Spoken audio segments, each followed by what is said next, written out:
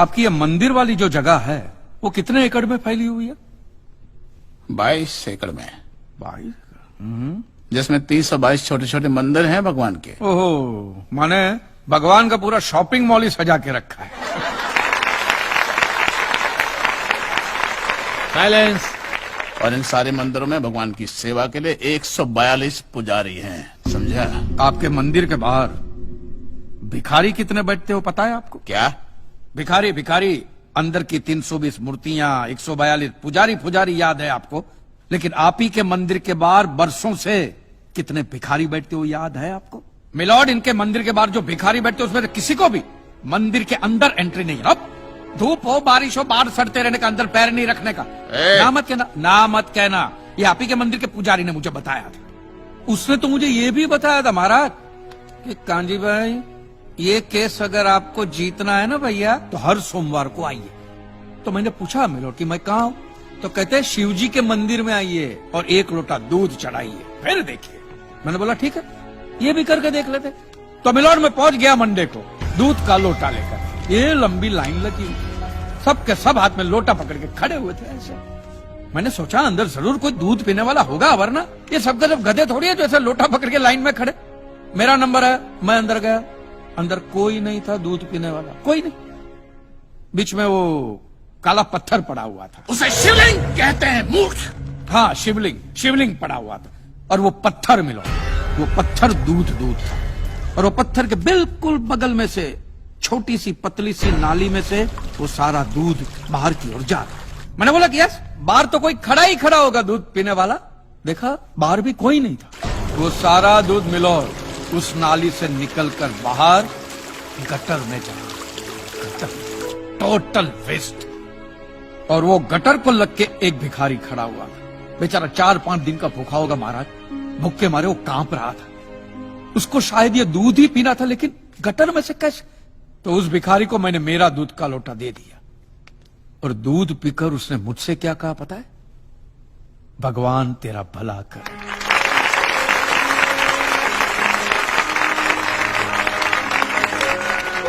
तो मंदिर में आने वाला एक एक इंसान वो पत्थर पे दूध डालने के बजाय किसी गरीब के पेट में डाले ना तो सबसे ज्यादा पुण्य मिलेगा, नहीं?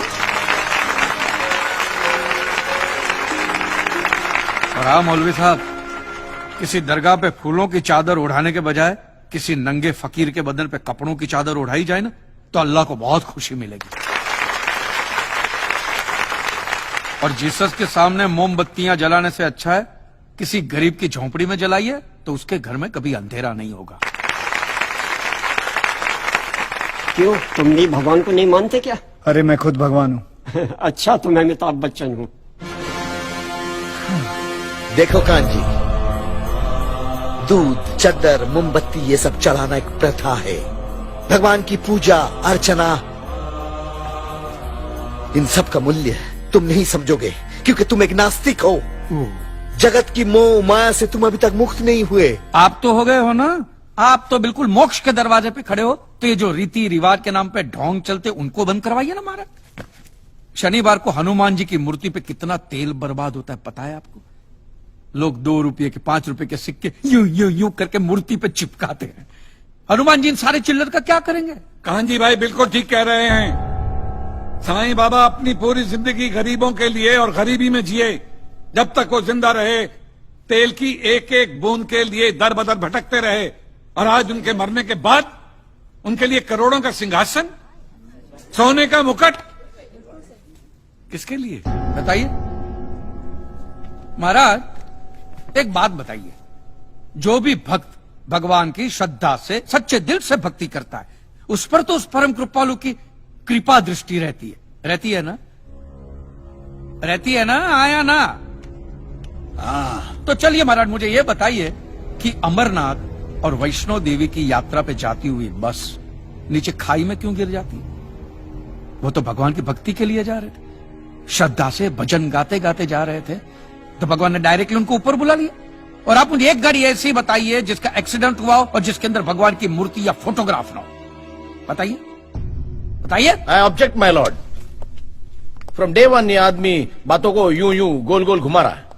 मिस्टर कांजी, ये कोई डिबेट नहीं है अच्छे बुरे की, ये कोर्ट है और यहां प्रूफ चलता है। और हमारे पास प्रूफ है, इंश्योरेंस पेपर्स पर आपके सिग्नेचर्स। इसलिए लीगली आपको कोई हक नहीं बनता इंश्योरेंस कंपनी से पैसे और मांगने जहां तक हमारा प्रश्न है, बीमा कंपनी के नियमों को हम नहीं मानते।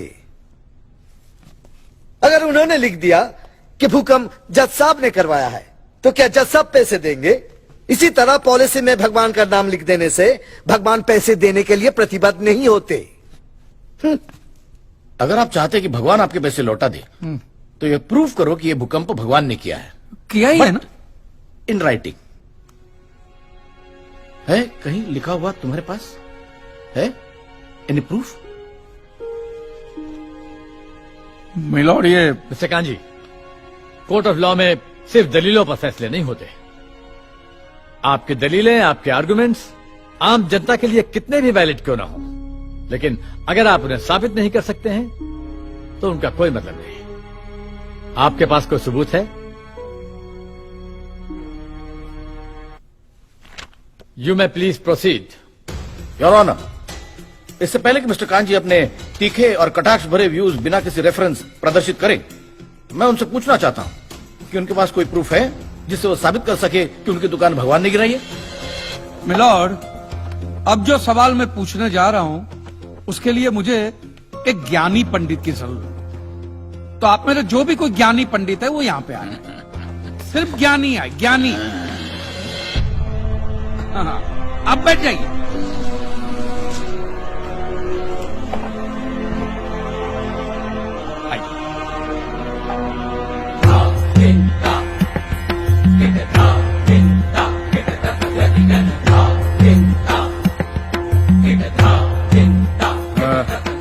महाराज, आप जो पंडित लोग आपके प्रवचन में जो शास्त्रों की बातें करते हैं, तो शास्त्रों में जो भी लिखा होता है वो सब सही होता है? 100%। ऐसा कहां लिखा है? ये तो आप कह रहे हैं। गीता में लिखा है। अच्छा, क्या लिखा है गीता में? गीता के 4थे अध्याय का 40वां श्लोक, अज्ञस्य अश्रद्धानस्य संशयात्मा विनश्यति, नायम लोकस्ति ना परा ना सुखम संशयात्मना। मतलब क्या? इसका अर्थ है, जो अज्ञानी श्रद्धा विहीन मनुष्य शास्त्र पर संदेह या शक करता है, उसका विनाश निश्चित है। उसे भूलोक या परलोक कहीं भी शांति नहीं मिलती। समझा? ये बहुत इंटरेस्टिंग आइटम है। महाराज, आपको ये गीता में या शास्त्रों में कुछ भी समझ में आता है?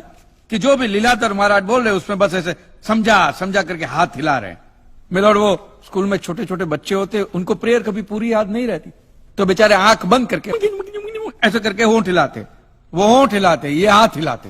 एक कांजी, तूने एक सिद्ध साधु का अपमान किया है, तो तुझे नरक में भी जगह नहीं मिलेगी। कहां से मिलेगी महाराज? आप लोगों ने पहले से ही वहां कुल्ले टिका के रखे हैं।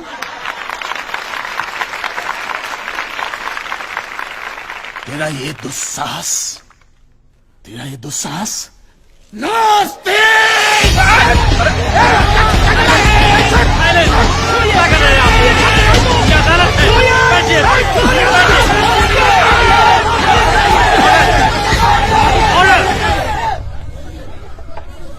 बैठ जाइए।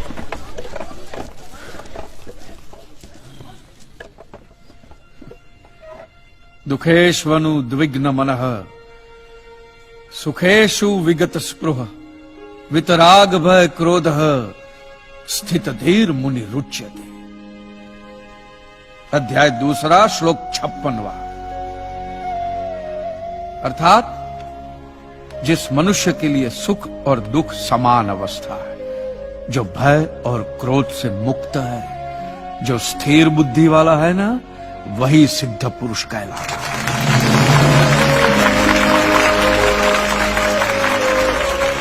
ये मुझे गीता सिखाएंगे? अरे ये क्या गीता सिखाएंगे मिलॉर्ड? इन लोगों की तो आईक्यू भी रूम टेम्परेचर से लो है। आपको 2 बात किया कही मैंने उकसाने के लिए, भड़काने के लिए, मुझे मारने चले हैं? ऐसी है आपकी सिद्धि सिद्धेश्वर? मिस्टर कांजी, उनकी सिद्धि क्या है, यह कोर्ट का मुद्दा नहीं है। कोर्ट का मुद्दा यह है कि आपकी दुकान किसने गिराई। भगवान ने गिराई है। यह आप फैसला सुना रहे। फैसला सुनाना जज साहब का काम है, आपका नहीं। आपको तो सिर्फ प्रूफ करना है कि उस दिन जो भूकंप आया वो भगवान की वजह से आया था, जो प्रूफ करना इम्पॉसिबल है। Relax relax relax, nothing is impossible. Swami ji एक बात बताइए, भगवान ने ही ये भगवत गीता कही है? कही है, और भगवत गीता में जो भी कहा गया है वो सब सच है? 100%। Point to be noted milord. तो मुझे एक बात बताइए कि भगवान ने भगवत गीता के 9वें अध्याय के 8वें श्लोक में क्यों ऐसा कहा है कि पूरी सृष्टि का सर्जन मेरी इच्छा से हुआ, इसका विनाश भी मेरी इच्छा से होगा, ये पूरी सृष्टि मेरी इच्छा के अधीन है, इसके सर्जन और विनाश के लिए सिर्फ मैं और मैं ही जिम्मेदार हूं। और ये देखिए मिलॉर्ड, ये बाइबल में भी कहा गया है, Aiza chapter 54 verse 16 See, it is I who have created the smith who blows the fire of coals and produces a weapon fit for his purpose. I have also created the ravager to destroy.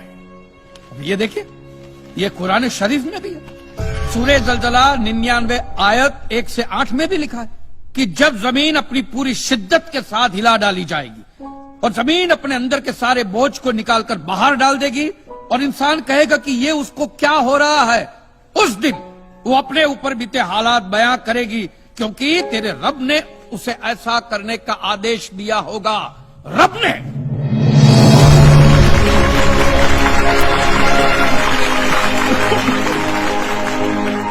इन सारी बातों का मतलब एक ही होता है milord, कि ये भगवान द्वारा किए हुए भूकंप से ही मेरी दुकान गिरी है। मतलब it is an act of God. ये सब ऊपर वाले की करनी है, और मेरे साथ साथ जिन लोगों का नुकसान ऊपर वाले की वजह से हुआ है उन सब के पैसे भी ऊपर वाला ही देगा।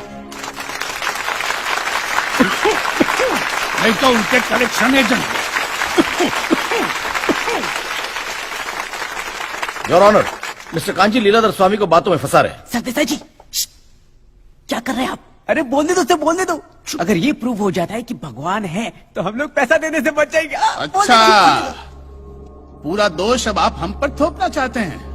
अपनी स्कीम से बचने के लिए आप भगवान का नाम नहीं ले सकते। चुप कीजिए। क्योंकि भगवान पर सिर्फ हमारा कॉपीराइट है। कॉपीराइट? अरे 2 मंदिर क्या बनवा दिए? भगवान आपकी बात का मालूम है? खबरदार, हमारा संप्रदाय तुमको छोड़ेगा नहीं। क्या कर रहे हो? साइलेंस। रिलैक्स। आज तक तो मिलॉर्ड सिर्फ इतना ही सुनने में आया था कि भगवान की आरती होती है, आराधना होती है, यज्ञ वगैरह होता है। आज तो ये भी सुनने को मिल रहा है कि भगवान के कॉपीराइट भी होते हैं। भगवान के कॉपीराइट ऊपर वाले की ब्रांड बना दी गई। आज मुझे विश्वास हो गया है कि भगवान नहीं है, बिल्कुल नहीं है, हो ही नहीं सकता। क्योंकि अगर वो होते तो उसने आप जैसे पाखंडियों को तो कब का उठा लिया होता। मुझे जो करना था वो मैंने साबित कर दिया है मिलॉर्ड। अब इसका पूरा फैसला